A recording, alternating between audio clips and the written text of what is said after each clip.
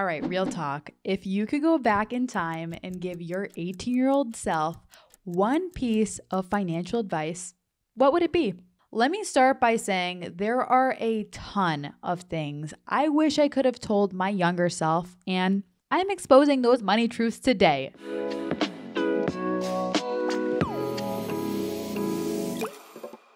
You're listening to Priceless Tay, and we're here to combat financial illiteracy, ensuring young people financially thrive, not just survive. I'm super pumped about today's episode, which dives into 6 money tips that could have set us all up for massive financial success right out of the gate. There are so many things I didn't know about personal finance back in the day, and I missed out on a ton of wealth building opportunities. As you know, the moment you get older, the less monetary wealth building that you have. Compound interest is against you as you get older. It's for you when you're younger. But yeah, with this episode, you don't have to worry about that because I'm sharing everything I wish I could have told my younger self. For the full recap and all the links mentioned in this episode, check out the show notes at pricelesstay.com/9. When we're young, it's hard to think far into the future when we're just really wrapped up in every single day life, and that's totally normal. In school, we're taught to work hard, get good grades, get paid, but we're not really taught how to set ourselves up for financial success from a young age. This brings me to the first money tip I wish I knew sooner. Tip number 1, pay yourself first and save for the future now. Yes, right now. Whether you're 25 or 16, this rule still applies to everybody. So one of the best or most fundamental but often overlooked money tips is to pay yourself first. This means setting aside a portion of your income for savings and investments before you spend anything else.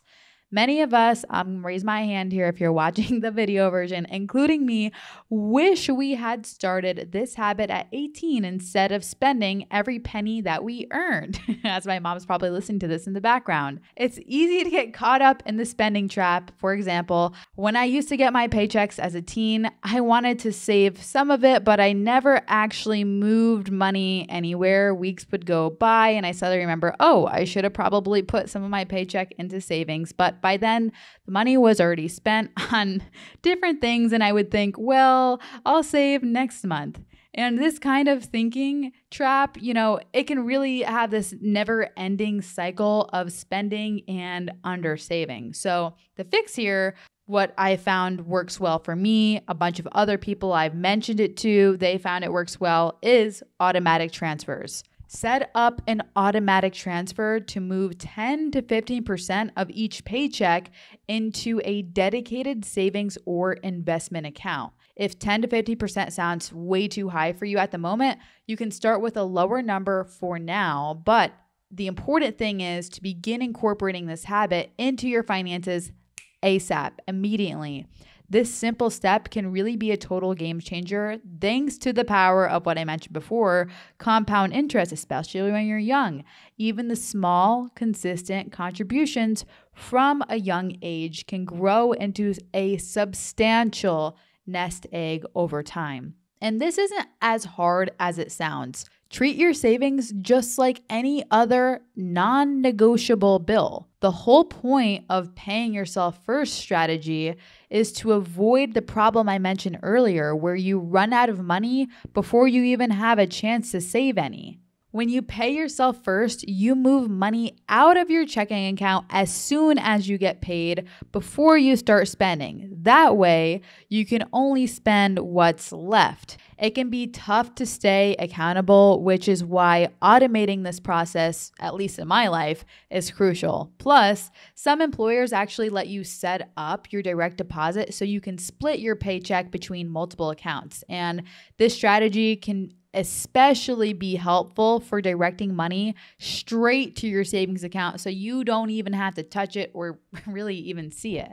Hand in hand with paying yourself first is having an emergency fund with 3 to 6 months worth of living expenses. This cash cushion protects you from going into debt when unexpected costs like medical bills, car repairs, or job loss, which it happens, comes up. Without it, you might have to rely on high interest credit cards or loans that can snowball into serious financial trouble. At 18, an emergency fund might seem not really necessary to you at the moment, but setting this account up early ensures you're prepared for life's curveballs down the road.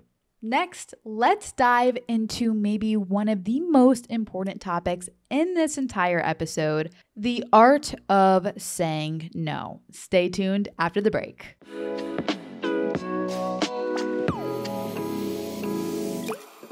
Summer is upon us, and it's about to be the best one yet. Why?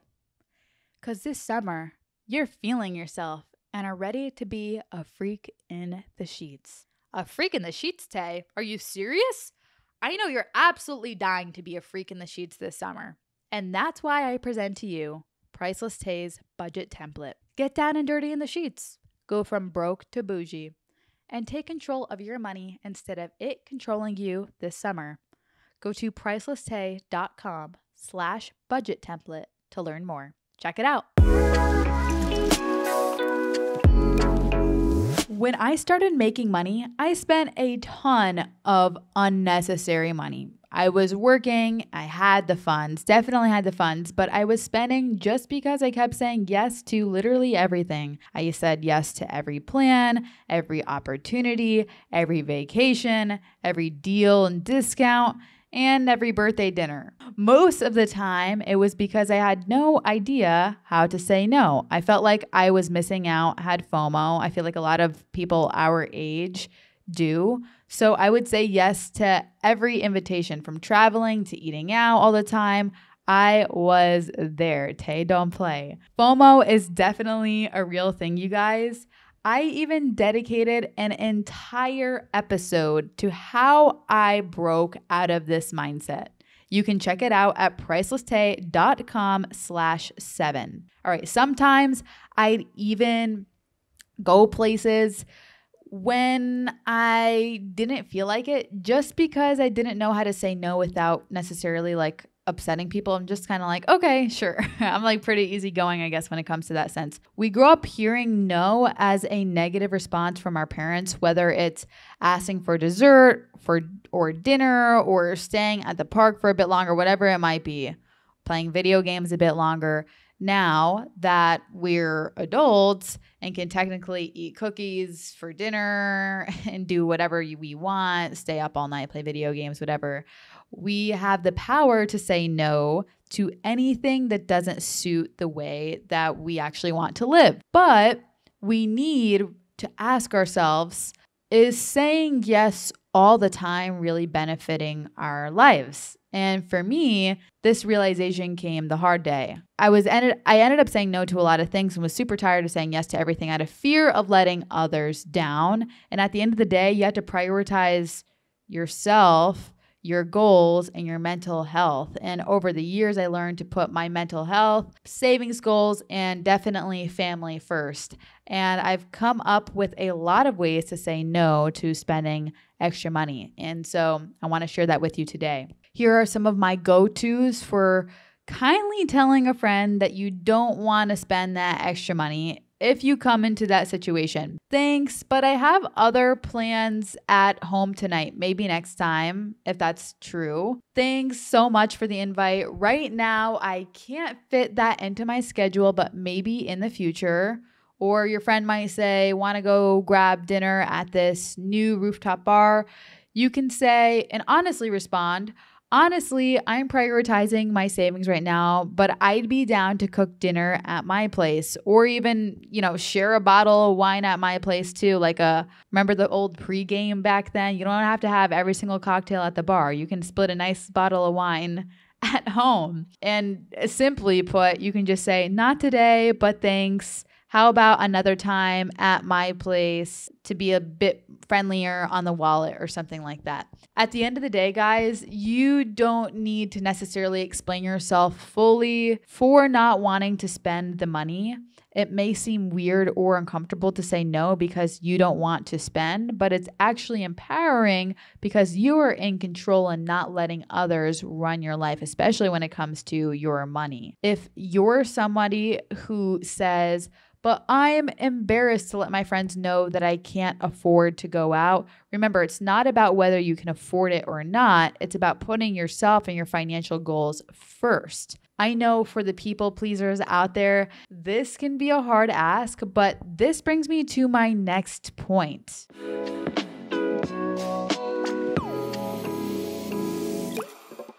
You just got an email in your inbox. OF. OF. Your girl or guy see that and gets upset with you, and they go into your phone and they see OF. Only Finance.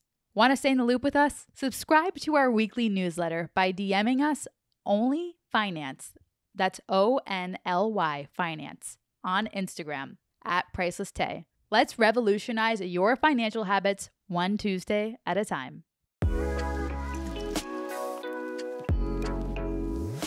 As a reminder, you're listening to Priceless Tay, and we're here to combat financial literacy, ensuring young people financially thrive. You know it, not just survive. We've chatted about the importance of learning to say no and prioritizing your financial goals. But let's keep it real. While managing money wisely is crucial, it shouldn't define your worth or happiness. Money is a tool. It's not a measure of your value. It's essential to manage it well, but don't let it become the sole focus of your life. Financial health is just one aspect of your overall well-being. So if you're in your 20s and active on social media, it's nearly impossible to not compare your life or financial situation to others, especially nowadays. You see friends from college, maybe moving into brand new fancy apartments, buying new cars, or traveling the world. Whatever it may be, it's easy to really feel like you're falling behind. But remember, your income does not equal your worth. You might catch yourself saying things like, I'll never be able to afford that. I'll never save enough for a new car, or I'll never have enough money. These thoughts stem from a scarcity mindset, the belief that resources are limited and there will never be enough. This mindset can lead to behaviors and attitudes focused on short-term survival rather than long-term growth. A scarcity mindset can be detrimental to your finances and overall well-being. I grew up in a household where my family always spoke about money with a sense of, I don't know, we grew up in a family business. So it was always like, oh my God, accounts receivable, accounts payable, things like that. Anyway, naturally, as a child, I adopted kind of the same mindset. And as a teenager, I started reading more about finances and stumbled across the book Rich Dad, Poor Dad, which ends up getting hate more so nowadays because of his background. But at the time, it was the book that really became revolutionary in my life. And this book seriously opened my eyes how your mindset affects everything in your life, including your finances. It showed me that constantly talking about money in terms of lack attracts more of that negative energy into your life. Honestly, this principle really applies to everything in my life nowadays too. And money is just one aspect of it. I realized that a scarcity mindset wouldn't help me grow, especially as an entrepreneur. Adopting a growth mindset is one of the first steps to opening your mind and energy to good things, wealth, happiness, all the above. This mindset shift means believing that you can improve your financial situation through effort, learning, and most definitely perseverance. Instead of telling myself that money was an unbeatable obstacle, I refused to let my earnings set my limitations. Embracing a growth mindset really does allow you to design the financial future you desire. And I want to share some practical tips with you to embrace a growth mindset because that's how important I believe that it is. Number one, you're going to educate yourself. Read books, listen to podcasts, follow financial experts who emphasize growth and learning. Books like Think and Grow Rich by Napoleon Hill, definitely a staple. The Millionaire Mind by Thomas J. Stanley are great places to start there. Setting clear goals is another huge one that will help you with this. Defining what financial success looks like for you. So whether that's saving for a down payment on a house, paying off student loans, building an emergency fund, having clear goals really can help you get focused and motivated. I did not come up with this saying. I heard it on a podcast at some point in some time. I'm sorry, I don't know the exact credit, but vision determines decision. If you don't know what you're aiming for, that thing is going to be like Russian roulette going back down at any moment in time and any place. So having those clear goals is really going to help you in this arena. Don't forget to really celebrate those small wins too, guys. Recognize and celebrate your progress. There is no shame for me when it comes to this. Like, I love a little mini celebration. Each step forward is really a move towards your larger financial goals. I want you to surround yourself with positivity too. They say that you are the five most people, like the people that you surround yourself with, you are most likely a culmination, a hot pot of all those people. So engage with a community of like-minded individuals who support your financial aspirations and provide encouragement. By shifting to this growth mindset, you're not just managing your money, you're empowering yourself to achieve financial freedom and overall happiness. This mindset is the foundation for creating a life you want, basically filled with opportunities and abundance. Next, let's move on to another money tip that young people need to absolutely know. Stay tuned after the break.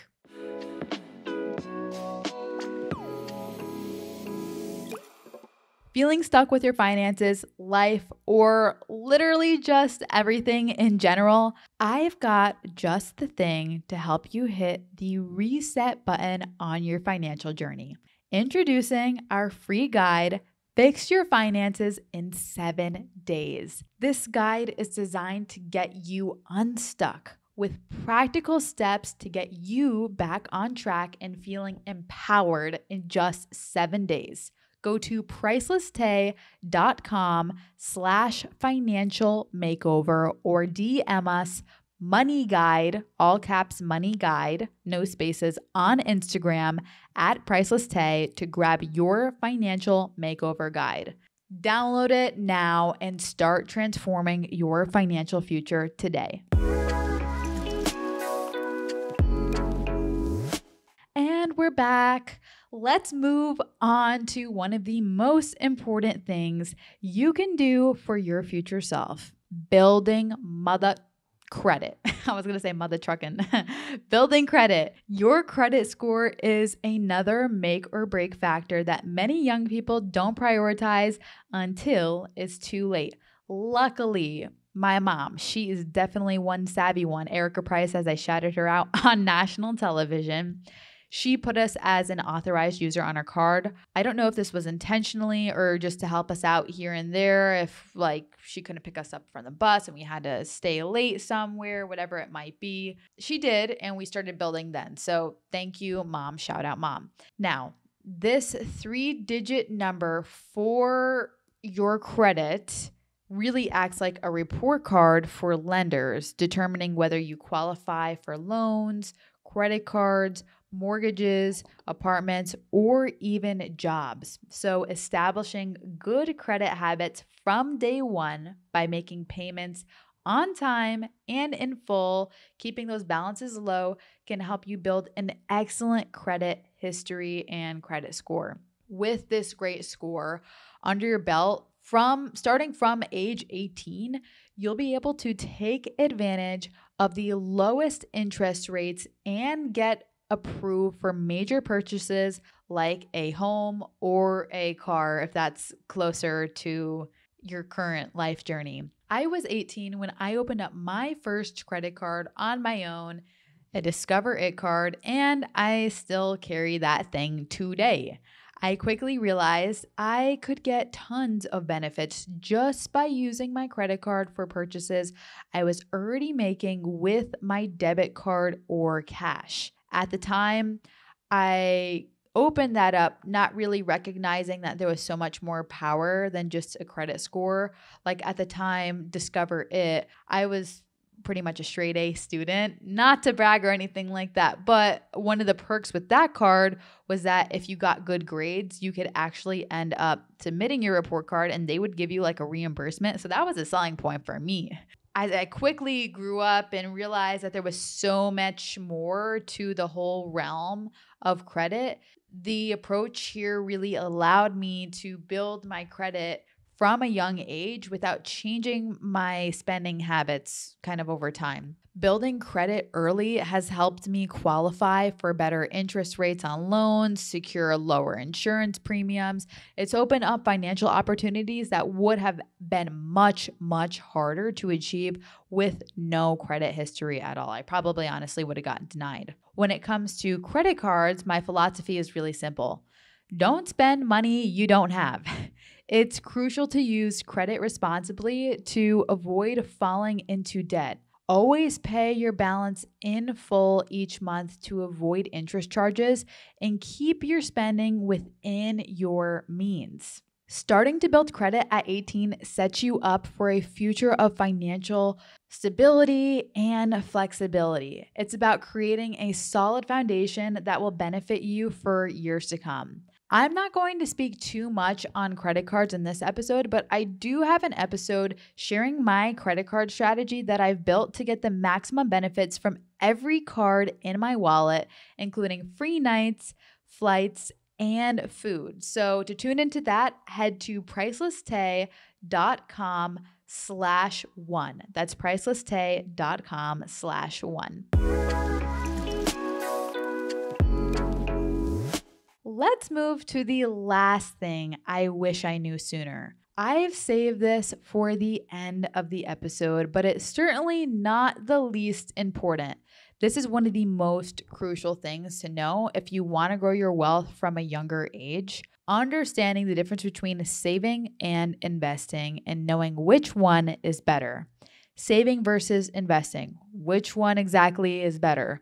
The words savings and investing are often pretty much used interchangeably, but they play very, very different roles in your financial journey. Saving is generally predictable and safe. You know exactly where your money is, whether it's in a savings account, money market fund, or certificate of deposit CD, and how much interest it's earning. If you open up a savings account that's FDIC insured, your deposits are protected up to a certain amount. And this makes saving money a low-risk way to set that aside for short-term goals or emergencies, aka that emergency fund. Investing, on the other hand, involves putting money into vehicles like the stock market with the expectation that it will grow pretty substantially over time. Common types of investments include stocks, bonds, mutual funds, index funds, and ETFs or exchange traded funds. Investing carries more risk and uncertainty because investments can fluctuate in price. While the potential for higher returns exists, there is also this possibility, very, very real, that could happen, of losing money. Saving money is crucial, but to really build that long-term wealth, you also need to make your money work smarter and harder for you through diversified income streams and investing from an early age. Guys, investing just a few $100 per month or even per year starting at 18 can make you a millionaire by retirement age, if that's the normal one for you, around 60 something years old, thanks to compound interest. The earlier you start, the less you actually have to invest due to decades of growth.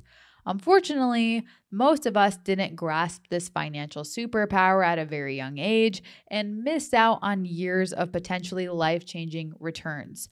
One of the harsh truths of our society today is that inflation is most definitely alive and well. Things do not cost the same as when we were kids or when our parents were buying their first homes. You might hear this saying from your parents or grandparents or people on the news: a dollar today is more valuable than a dollar tomorrow.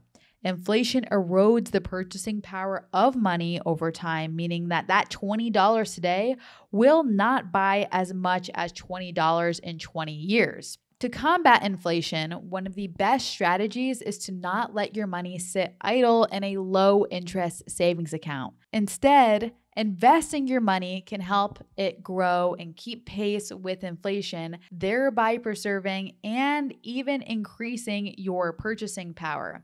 When it comes to investing, my philosophy is also simple here. Invest early and invest often. The earlier you start investing, the more time your money has to grow. And thanks to compound interest, even small investments can grow significantly over time. Diversify is definitely a key word that's coming up here. Do not put all your eggs in one basket. Spread your investments across different asset classes to help you reduce the risk in case, let's say, one stock falls, another stock increases. You can kind of maintain this harmonious relationship. Stay consistent too. Regularly invest a portion of your income. This habit can help you build wealth steadily over time. On another note, social media is full of schemes promising definitely quick rich stuff through drop shipping, day trading all the time, printing on demand. And while not all are bad, focusing on long-term sustainable strategies in conjunction with some of those, not all of them are bad. It's keeping the balance of focusing on the short term with day trading or drop shipping and focusing on the long term with long-term index funds, retirement date funds, things like that are sustainable strategies that will actually help you build real wealth. And at Priceless Tay, we are all about focusing really on those longer term wins, not the quick wins. And there's this saying like, you don't necessarily have to focus on the short term losses when you're focused on long term gains. You know what I'm saying? Throughout this episode, we've explored several critical financial lessons that can set you on a path to long-term success and stability. Starting to build your credit at 18 is one of the smartest moves you can make, as a solid credit history opens doors to better interest rates on loans, lower insurance premiums, and more favorable terms on financial products. Understanding the difference between saving and investing is crucial. While savings is essential for the short-term goals, guys, the emergency funds as well too, due to the safety and predictability of it all, investing is the key to growing your wealth over the long term. Prioritize your financial goals without feeling guilty. And remember, your income does not define your worth. I want you to focus on your financial goals and avoid get-rich-quick schemes. Instead, adopt that growth mindset. It all starts there. That emphasizes long-term wealth-building strategies over short-term gains. Embrace the belief that your financial situation can improve through learning, effort, and perseverance. Thank y'all for joining me on this episode of Priceless Tay. For more tips, strategies, be sure to check out my other episodes and visit pricelesstay.com. Together, we're going to build a future where we all thrive, not just survive.